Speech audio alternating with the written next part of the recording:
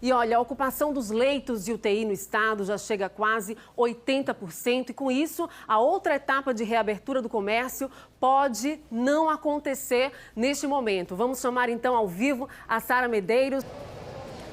Pois é, Tamires, essa taxa de ocupação dos leitos de UTI, desde o início, o governo do estado deixou claro que esse avanço, seria de acordo com a taxa de ocupação dos leitos.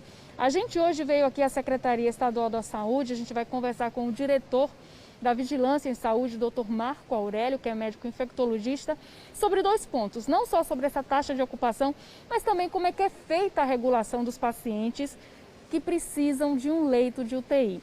Doutor Marco, boa tarde. A gente queria começar essa entrevista falando para o senhor. A gente hoje tem uma taxa de ocupação dos leitos de UTI de uma média de 80%. O governo do estado deixou claro desde o início que essa retomada da economia ela vai estar vinculada a essa taxa de ocupação. Existe a possibilidade de não haver avanço caso continue dessa forma, em uma média de 80%? Sim, essa é uma posição que o governo desde o início tem tomado, com essa questão da gente ter essa taxa de ocupação. Se a taxa de ocupação ela começa a aumentar, realmente a gente não consegue avançar mais, porque a gente pode ter uma extrema disseminação da doença e chegar a uma taxa de ocupação maior do que 85%, onde entra nesse limite prudencial aí, de forma que pode trazer para a gente essa grande preocupação. Então, é a posição do governo desde o início.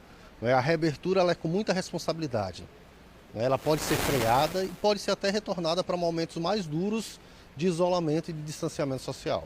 Qual a análise que o senhor faz, principalmente o senhor que é um médico infectologista, hoje com essa taxa de 80%, seria prudente avançar?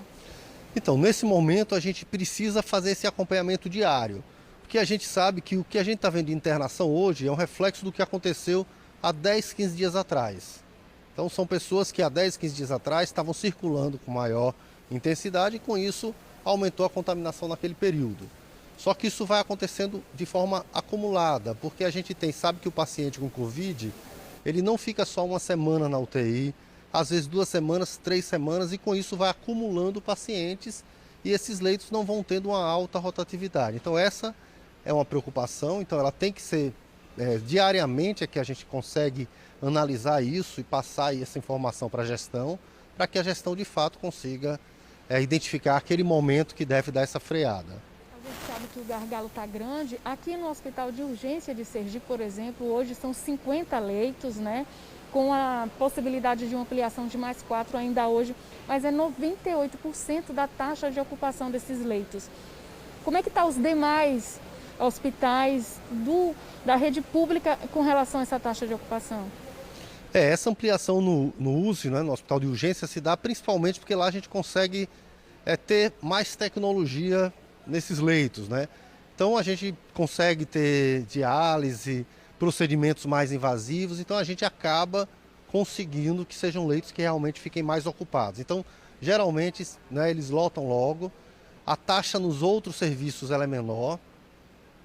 A gente tem hospitais que tem vaga, mas são pacientes, nem todo paciente pode ir para lá.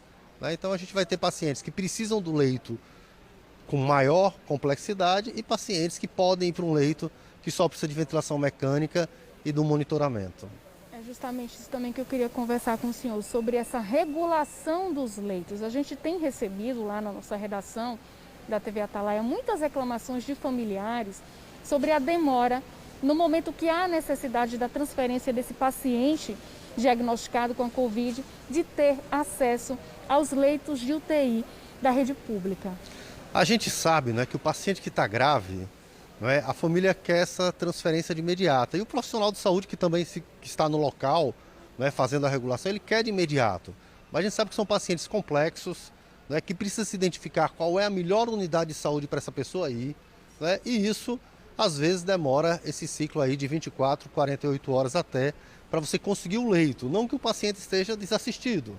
Ele vai estar em ventilação mecânica, mas naquela porta de entrada por onde ele foi admitido. Seja uma urgência, seja uma UPA. Mas é importante, claro, que essa regulação seja cada vez mais rápido.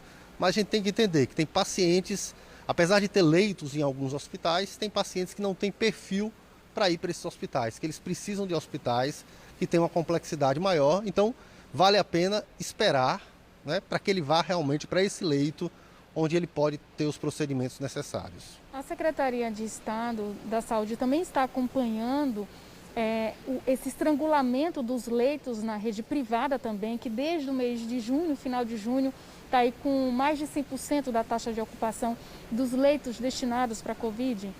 Sim, a gente faz o acompanhamento também, tem reuniões regulares, reuniões com o Ministério Público, para esse acompanhamento, ver essa possibilidade que a rede privada ela tem, né, de uma certa elasticidade, utilizando leitos para outras patologias, né? A rede tem conseguido, até o momento, né, usar esse contingenciamento e está recebendo todos os seus pacientes. Mas isso também é acompanhado, porque isso também é um grande indicador de que se está tendo uma transmissão ativa e que talvez as medidas realmente precisem ser monitoradas no dia a dia para a gente verificar, como você perguntou no início, se essas medidas de abertura podem ser retornadas, né? E a gente pode ter um regresso dessa abertura. Mas é importante a gente entender que toda abertura que aconteceu é uma abertura controlada, né?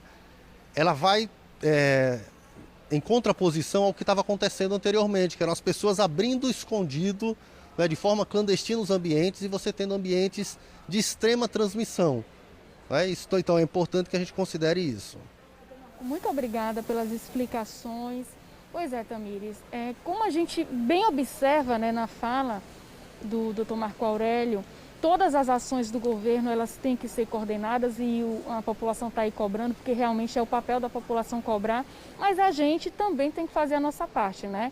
Nós, população, também somos protagonistas, né, de toda essa história, então fazer aquele cuidado, né, do uso da máscara, evitar as aglomerações, sair de casa só quando realmente necessário. Tamires. É verdade, Sara Medeiros, muito obrigada por suas informações. Obrigada também ao Dr. Marco Aurélio, diretor de Vigilância em Saúde da Secretaria de Estado da Saúde. Nós vamos continuar acompanhando